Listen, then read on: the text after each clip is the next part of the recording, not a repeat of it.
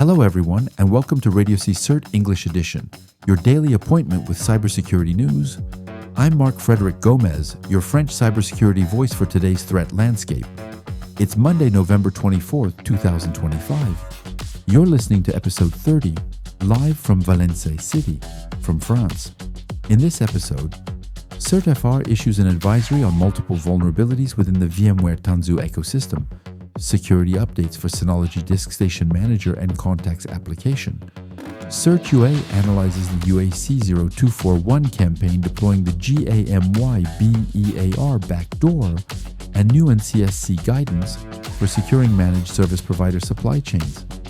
A concise, technical, and operational update designed for CERT, SOC, CISO, and cybersecurity professionals. CERT-FR released advisory AVI 1036 on November 24, 2025. This report consolidates 29 separate security bulletins issued by VMware. Multiple vulnerabilities impact the VMware Tanzu platform ecosystem. Affected components include specific prior versions of AI services, app metrics, metric store, and elastic application runtime. The advisory also lists isolation segmentation, platform services, and VMware Tanzu for Postgres. Additionally, the report identifies issues within various versions of stem cells for Ubuntu and Windows operating systems. The technical notice cites a significant volume of common vulnerabilities and exposures. These references span from legacy CVEs in 2022 through new identifiers in 2025. Successful exploitation allows an attacker to trigger an unspecified security compromise. The vendor has not provided a specific risk classification.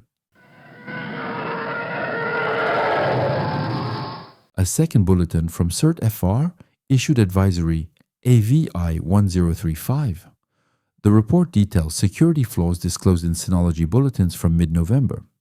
The vulnerabilities impact the Disk Station Manager, DSM operating system, and the Synology Contacts application. Affected configurations include DSM version 7.2.2 prior to build 7.2.2-72806-5, DSM version 7.3 prior to build 7.3.1-86003-1, Synology Contacts versions older than 1.0.10-20659 across multiple DSM environments.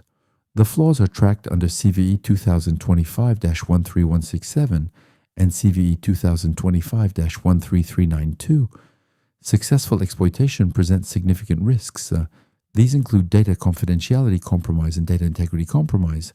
Attackers may also be able to bypass established security policies. CERT-UA released advisory number 18,329 on November 18, 2025. The report details a cyber attack attributed to the group UAC 0241, targeting an educational institution in eastern Ukraine.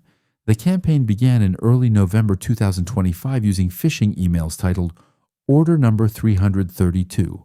The attackers utilized a compromised Gmail account belonging to a university in the Sumy region. Forensic analysis reveals this account was originally compromised in May 2025 due to a lack of two-factor authentication. The infection vector involves a Google Drive link pointing to a zip archive. The archive contains a malicious shortcut file. Upon execution, this file utilizes the msht.a.exe utility to load a malicious HTA file. This triggers a sequence of JavaScript and PowerShell scripts. The attack deploys three primary payloads. The first is Lasagna, used for credential harvesting. The second is a custom .NET tool designed for data exfiltration. The third is GamiBear, a backdoor written in the Go programming language. GamiBear establishes persistence through the Windows registry. It communicates with command and control servers using JSON structures and base64 encoding over HTTP. The attackers leverage the compromised infrastructure for 6 months to stage attacks against other targets. The NCSC has released guidance addressing the security risks associated with managed service providers. The report highlights MSPs as high-value targets for attackers due to their elevated access to client systems. The publication outlines specific frameworks for supply chain diligence. Regarding verification, certifications such as Cyber Essentials Plus, ISO 27001, and SOC 2 are cited as primary quality indicators. Technical requirements focus on the enforcement of two-step verification, 2SV, for all provider accounts and the implementation of least privilege access models. Operational mandates include a 14-day timeline for critical security patching and the necessity of segregated, regularly tested backups. The guidance also details contractual necessities. Agreements must explicitly define service level agreements, SLAs, log retention periods, and end-of-life system management. These measures aim to eliminate ambiguity regarding liability and incident response responsibilities within the supply chain. And that's the end of this Monday episode. I hope it provided clear and useful information, and if you are a new listener, feel free to subscribe to the podcast. We are available on Apple Podcast, Amazon Music, YouTube channel, Deezer, and Spotify. You can share your feedback by email at RadioCSIRT@gmail.com. All open source intelligence sources used for this episode are available on RadioCSIRT.com, as well as in the episode description. See you tomorrow for a new episode. Don't think, just patch. Bye.